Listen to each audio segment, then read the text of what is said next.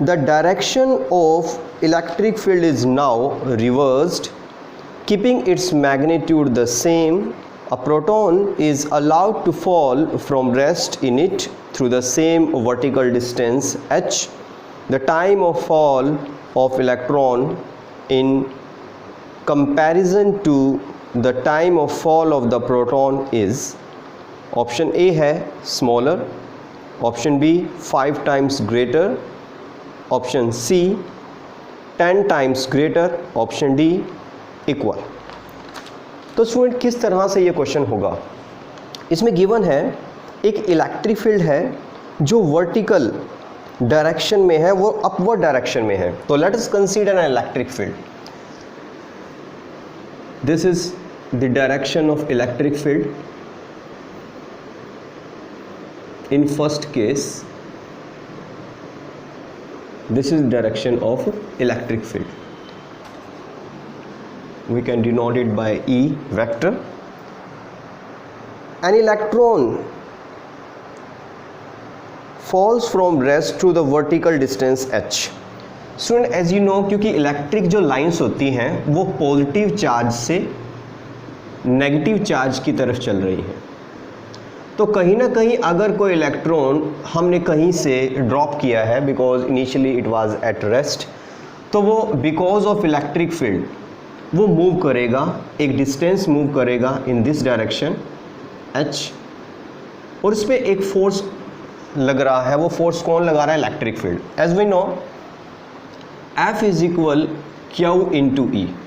इस फोर्स की वजह से आप ये कह सकते इलेक्ट्रिक फील्ड की वजह से इलेक्ट्रॉन के ऊपर एक एक्सेलरेशन लग रहा है, वो कितना होगा? You know F is equal to mass into acceleration, और you can write A QE divided by M। Okay, अगर ये इलेक्ट्रॉन की बात हो रही है तो इलेक्ट्रॉन का चार्ज है, अगर ये प्रोटॉन की बात हो रही है तो ये प्रोटॉन का चार्ज है, और आपको पता है दोनों चार्ज सेम होते हैं ना। अब उसने क्या किया, उसने डायरेक्शन इलेक्ट्रिक फील्ड की रिवर्स कर दी। This is the direction of electric field. You know, they start from positive charge and moving towards negative charge. This is the electric field. अब एक प्रोटॉन को ड्रॉप किया गया है, सेम हाइट उसने मूव की, तो वो पूछ रहा है कि सेम हाइट को कवर करने में इलेक्ट्रॉन ज़्यादा टाइम ले रहा है या प्रोटॉन ज़्यादा टाइम ले रहा है, इलेक्ट्रॉन कितना कम टाइम ले रहा है, कितना ज़्यादा टाइम ले रहा है। अगर मैं बात करूं कि ये टाइम ले रहा है तो दोनों में डिस्टेंस बराबर है, तो एक फॉर्मूला अप्लाई कर सकते हैं। As we know S is equal UT plus half AT square. S H cover कर रहा है, डिस्टेंस जो कवर कर रहे हैं दोनों वो H है। also इनिशियली रेस्ट पे थे तो इनिशियल वेलोसिटी 0 हो जाएगी, प्लस हाफ एक्सेलरेशन क्या लग रहा है? QE बाय M,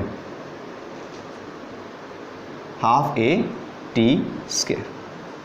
तो आप लिख सकते हैं H which is 1/2 QE by M into T square, और you can write T square which is cross multiply 2mH upon QE. Okay, also T root of this one. So student, अगर मैं proton और electron दोनों की बात करूँ, यहाँ से इलेक्ट्रॉन ड्रॉप हुआ था, यहाँ से प्रोटॉन ड्रॉप हुआ था, दोनों में देखूँ दोनों का चार्ज सेम है और इलेक्ट्रिक फील्ड का मैग्नीट्यूड दोनों में सेम है और दोनों सेम हाइट कवर कर रहे हैं, तो इसका मतलब टाइम डायरेक्टली प्रोपोर्शनल है मास के। And you know mass of electron is less than the mass of proton. अगर इलेक्ट्रॉन का मास कम है तो उसे कम टाइम लग रहा है, तो आपका जो राइट ऑप्शन होगा वो ऑप्शन होगा स्मॉलर। तो आप कह सकते हैं electron will take lesser time